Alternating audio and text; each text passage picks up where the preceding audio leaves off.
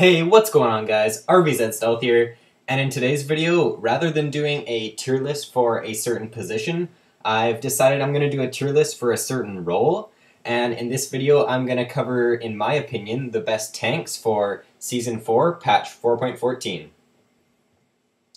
So first up I have Nasus.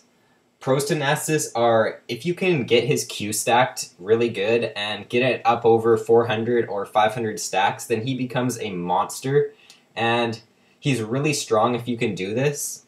His W is also quite strong because if you put it on the enemy AD carry, or if you put it on someone that's chasing after you, it will slow them down by a lot, and it reduces their attack speed and it reduces their movement speed, so it's a really strong ability overall.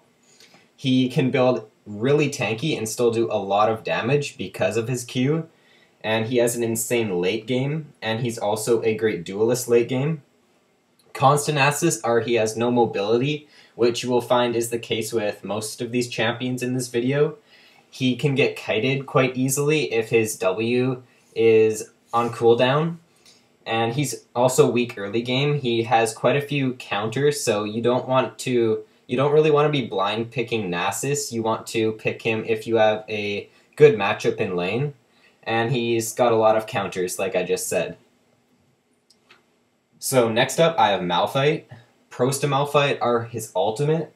It's really good, especially for team fights, when you can lock down a couple of the opponents with it and just knock them up for 1.5 seconds. It's really strong. And he can be played everywhere except for AD carry. He's got a good passive in that it gives him a shield if he does not take damage for a couple seconds. He has good sticking power with his Q. It gives him a movement speed and it slows down his enemies at the same time. And he's got good CC with his Q and his ultimate. Cons to Malphite are he is poked easy in lane by ranged champions, and he's also really mana hungry, so you gotta be careful about spamming your mana in lane. Next up, I have Amumu. So pros to Amumu are he's probably got one of the best ultimates in the game. It can really be a game changer, and if you can get it off on a couple of the opponents, then it's probably going to win you a team fight most of the time. He's got pretty good clear speeds with his AoE damage spells. He's got strong ganks with his bandage toss, and he's got great CC with his ultimate and his Q. Cons to Amumu are he is prone to early game invades. For example, a Lee Sin, an Elise, a Rengar, a Jarvan, to name a few, can all invade him pretty easily. So Amumu's kind of a risky pick in that case, but if you can survive the early game, then he's definitely a strong pick. And he's kited super easy if his CC misses, so you gotta make sure you are landing your Q to initiate. Next up, I have Maokai, and Maokai is arguably one of the best top laners right now, and he's also a really strong tank. So pros to Maokai are he's got great CC with his W, his E, and his Q. He's got 2v1 potential because he's so tanky, but he also does so much damage. He's got a great ultimate in that it gives him 20% reduced damage taken to himself and to his teammates who are standing in it. He counters almost all top laners, and I say almost all because there aren't really many known counters to Maokai at this point, but there might be in the future. He can get poked he's got good poke in lane, and he's quite easy to play. And cons to Maokai are he has no mobility, but I can't really think of any other cons to him right now because he pretty much dominates every matchup right now. And last but not least, I have Alistar. So the reason why I put Alistar as my #1 pick is because he's insanely tanky with building his tank items and when his ultimate's up, and he can just soak damage for so long in team fights, and he's basically unkillable late game. And he can also build a few damage items because with his ultimate up, he's so tanky. So pros to Alistar are he's got great CC. His ultimate is absolutely amazing. He's good at denying CS with his W and his E, as well as his Q.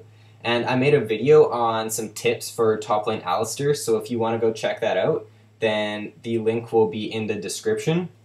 He's tanky and he can do an insane amount of damage.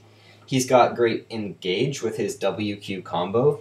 He's got great peel with his W and his Q, and he's got great disengage with those things as well.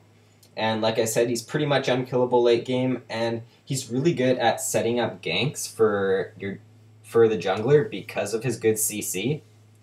Cons to Alistar are he has no mobility, and ranged champions counter him in lane, and he can also get kited quite easily. So honorable mentions for tanks are Nautilus, Braum, and Rammus. So Nautilus is a really good tank champion who brings a lot of CC to a team, so if you're looking for a tanky jungler, as long as the enemy team hasn't picked up a Lee Sin or an Elise or a Jarvan or Rengar, maybe if the enemy team picked a Rammus or if they picked an Amumu, then Nautilus would be a good choice because he can't really get invaded by them, and he just brings so much CC to the team. So if you're looking for some CC or just a good tanky champion, then I'd recommend picking up Nautilus in the jungle. So for support, honorable mention, I would say Braum. And I have Braum over Leona because I think he's a better pick. He's easier to play. He's got a lot of sticking power. His passive is really good for team fights. And not to forget that his ultimate is also really strong. And last but not least, I have Rammus. So Rammus, for me, is more of a situational pick. If the enemy team has a lot of AD, then this is when I like to run Rammus if we need a tanky jungler. So if the enemy team has a lot of AP, then I'm probably not going to run Rammus because it kind of takes away from his potential in that the more armor he gets, the stronger his attack damage is. So Rammus for me is more of a situational pick, and I usually don't pick him unless I am near the bottom of pick order so that I can counter pick if they have a lot of AD. So that is all for this video, guys. If you enjoyed, then be sure to like and subscribe. And if you are wondering why I didn't include a certain champion on this list, then be sure to comment below asking me why, and I will tell you that in the comments below. So once again, thanks for watching, guys, and I will see you in my next video.